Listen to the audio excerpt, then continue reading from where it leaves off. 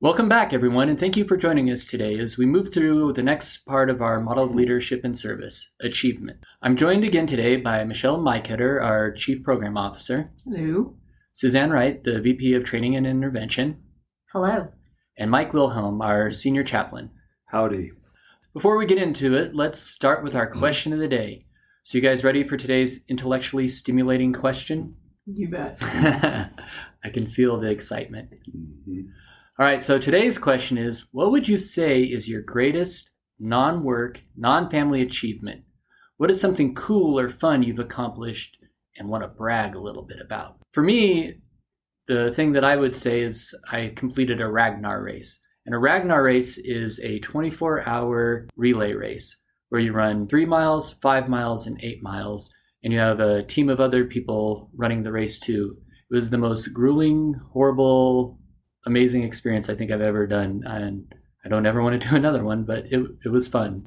I guess mine would have to be a half marathon that I ran. That's been like 6 years ago, but I did complete it, and I got the shirt, so that was something. And then I have also done goat yoga, which I highly recommend, and I've also done aerial yoga. So I wouldn't say I accomplished those things, but I did try those things. So I would recommend those highly to everyone. What's aero yoga? Aerial yoga. Oh, aerial. Yes. Where you have silks that hang from the ceiling and you do yoga with them. Wow. Yeah. Do they have aerial goat yoga? They should. They should. Is there video evidence of that accomplishment? There's not Michelle? video. No. Top that, Suzanne. Yeah. Well, I was going to say that my accomplishment is much more sedentary, but I have wanted for years to know how to crochet, but I was never very good at it. And just in the last year, I learned how to crochet a granny square, which changed the game. And now I feel like I can confidently say, yes, I crochet. So that, that's just a small goal, but it took me years to be able to feel confident in accomplishing that. Wow. Yeah. I have not been able to do that, but you give me hope that maybe one day I could.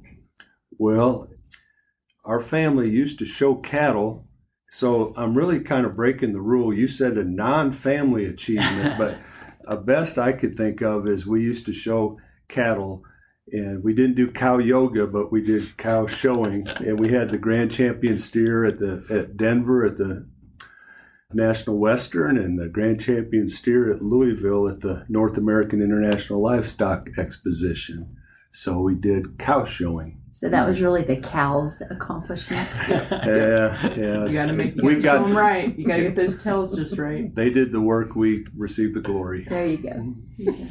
All right, so let's continue talking about our model of leadership and service. And so far we've talked about safety and belonging, which for me are fairly easy to define and understand. But for some reason, this seems a little bit more abstract. How would you guys define achievement? I think I think about it as exerting effort towards something that you want to complete or accomplish, a goal. So taking steps to move in that direction of accomplishing a goal. So if someone doesn't have achievement, what would achievement struggles look like? I think, it looks like not having much excitement or enthusiasm or confidence in yourself, maybe feeling like not as energetic about, going to school or going to an event or any of those kind of things if you lack that feeling that you'd be able to meet a goal or achieve something in it. I think if you don't feel like you are able to achieve, you're less likely to attempt. Yes. So if I'm worried that I, for example, could not run a half marathon, then I would think, why bother? Why try? Yeah. So a kid being withdrawn could be a sign of a lack of achievement. True? Yeah.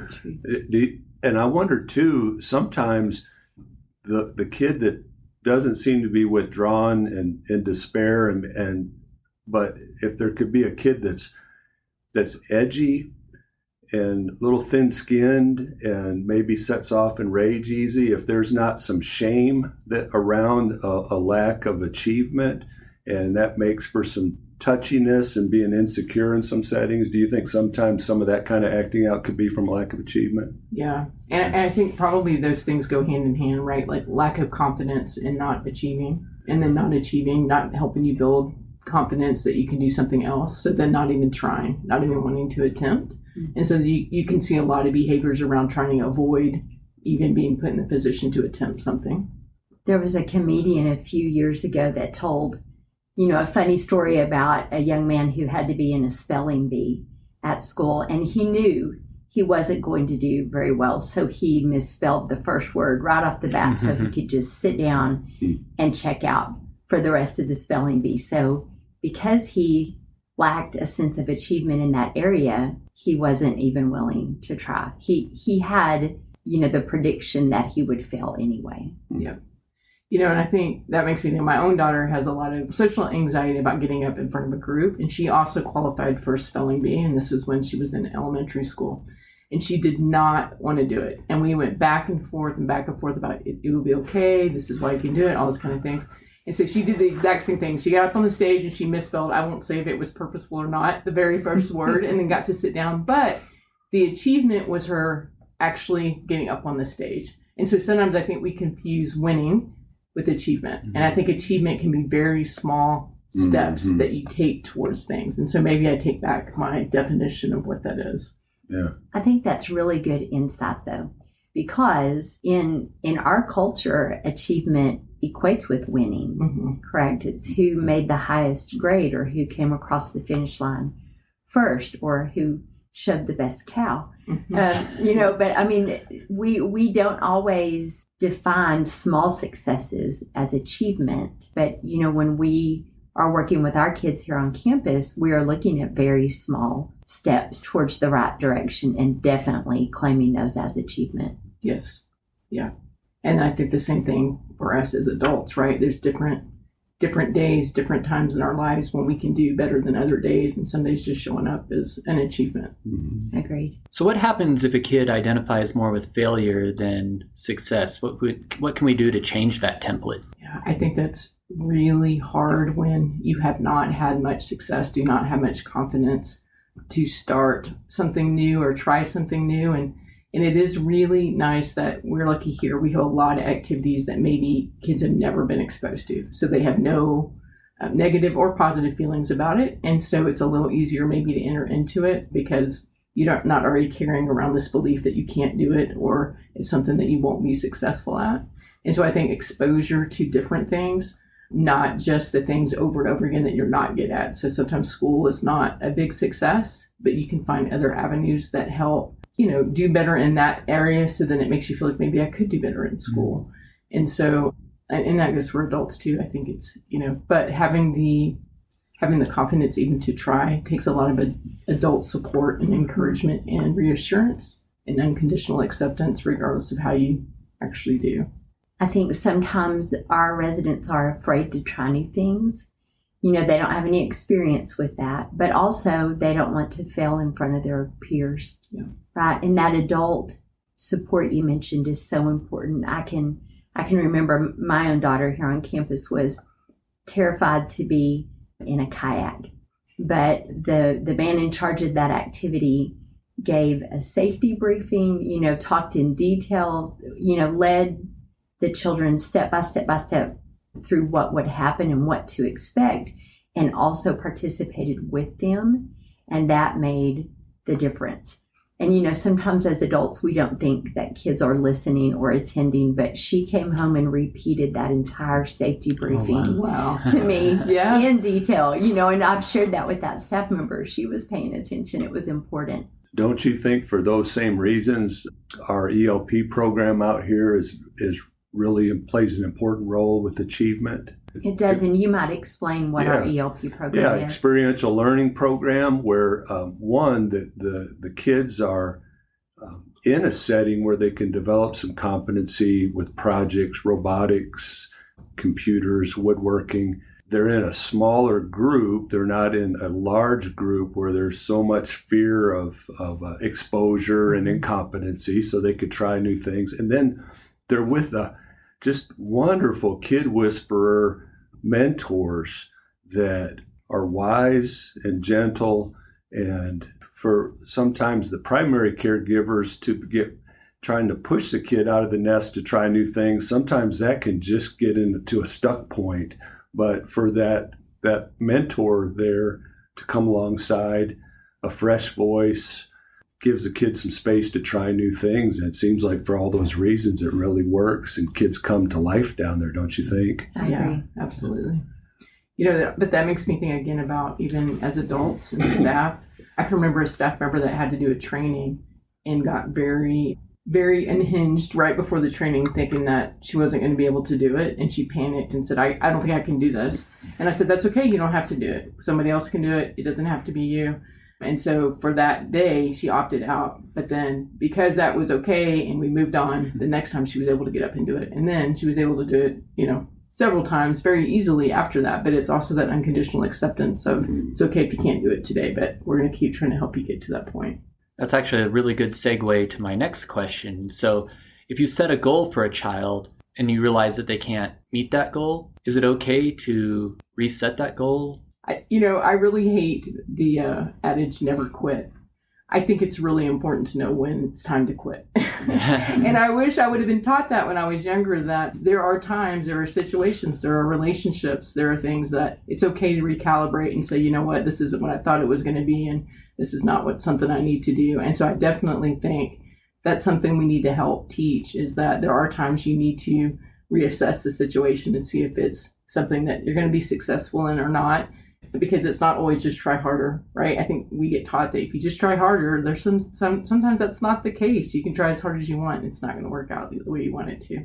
I think it also matters if you, the adult, set that goal for a child, or if the child had any input on that goal, right? And so when we talk about those goals, it's really vital to get the child's perspective and their input so that they have buy-in and they also are invested in that goal.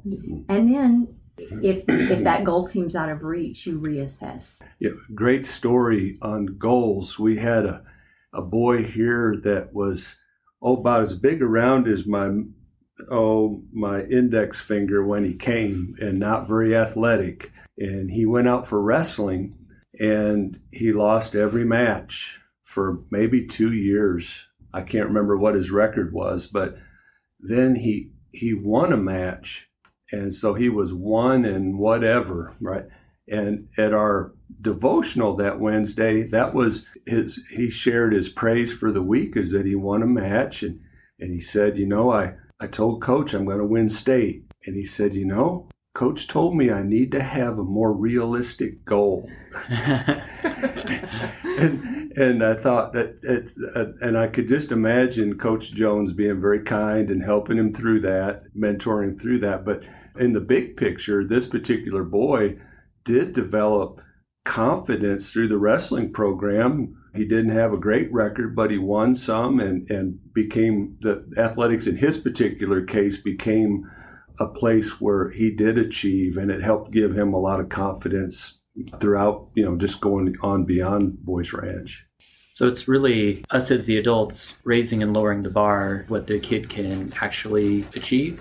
Well, I think you raise and lower that bar as it's appropriate, right? So, my guess would be in that scenario that Coach Jones would have told him, rather than focus on state, let's work on district, right? And so that those goals build towards the overall goal, right? Sometimes we do set the bar too high and it's unrealistic.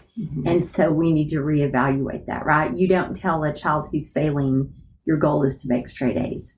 That's not reasonable, right? And so lowering the bar has a negative connotation. But maybe we just put that bar in a more reasonable place, and then we can always raise it as it's appropriate. I think that's hard too, especially when you have someone who's motivated and says, I want to win state. We don't want to, knock them down by saying, I don't think that's realistic for you. You need to have something more realistic. But it is helpful to have that kind of, I think, guidance, because you can really, have the opposite effect if you set your goals too high, that you're not going to reach them. And so you need some buffering from the adults that have a little bit more, hopefully, reasonable view. So it's kind of interesting. Sometimes when I see kids start to have achievement in an area, they also sometimes will struggle, or they might be disobedient or something like that. And the caregiver might be tempted to take away that area where they are being successful as a consequence to try and get them to comply. Do you feel like that's a good strategy? Yeah, I think this goes so against the way probably all of us were raised and all of us were taught that you remove this as a punishment so that you can try to get better behavior. And I just think what we know is that when you're doing well in one area, that confidence, that achievement can carry over to other areas. And so when you're trying to help someone do better, removing something they're good at doesn't often help any of the situation at all. And then you take away that one area of competence for them. It makes it more difficult for them to do well in the area you're wanting them to do well in. It's really more about building on that rather than taking it away. So it kind of backfires a lot of times. Yeah, I love this question because, like Michelle said, it seems like the right answer to this is so counterintuitive. It goes against our instincts. It goes against our raising. But I was just in my Bible reading this morning when Paul's talking to a particular church at Corinth. He's trying to help them through some difficult things, and it sounds like they were off the rails in some regards. But then he makes this wonderful, wonderful point. He says that his authority is for building you up and not for destroying you, which I think we would agree should be our intent with discipline, is to build up and not destroy. But our knee-jerk reactions oftentimes are more about us than it is about helping the kid. But it's easy to sit here to podcast and say, but whenever you're at the point of contact with the child trying to make decisions and you're stuck in a rut, it can be difficult to figure out how to navigate this, can it? Yeah. And then that makes me think too, the same way with adults again, is like if you have, someone who's struggling and you told them, you know what, we're not going to let you do the things that you're good at right now. You're only going to do the things that you're struggling in. Mm-hmm. We would never do that to an adult, but that makes sense to us for children for some reason. And so I always think when you flip it that way, then it doesn't make sense. I think anytime we're frustrated with a child, that we tend to exert more control in an effort to get compliance. But when we look underneath that, it's usually driven by fear, our fear, right? That child is going to fail in some way, or that we are not being successful as parents, but a lot of times that motivation to exert more control is really more about us than it is about them. I also wonder what happens when you take everything away. Like I've heard it say, freedom's just another word for having nothing left to lose, right? Mm-hmm. And if we take everything away and they have nothing good going on, then they do whatever they want, right? Because they have that freedom to do that at that point. Well, and they've lost motivation. Yeah. Right? If I can't do the one thing that I'm good at, I'm defeated, right? And I don't have any sense of achievement. Mm-hmm. And so why try? And that kind of, that kind of technique or mentality does lead to you just have to keep doing more and more and more. So you have to take this away, take that away, and then pretty soon there's nothing left to take away. Yep. Which, if it worked, you wouldn't have to get to that point, right? But that's what happens. So when it comes to achievement, I've heard it said that competence leads to achievement. If so, what are some ways that we can help develop competence in children? I think you start out by determining what are they already good at. Every child has interests. Every child has something that they do well. And you focus on those small things and build them into larger things. And with some children, you have to look a little harder to find out what is that interest or what is that competence, right? So it may be that, you did a great job of picking your clothes up and putting them in the laundry hamper, or the way you helped me with dinner tonight was really great. Thank you so much. You had a good attitude when you did that. You're focusing on the smaller things and you build towards the larger things. Yeah. Which makes me think about there needs to be an attuned adult who notices those things, right? And so a lot of times our kids aren't able to tell you what their strengths are, right? Or maybe even what they like.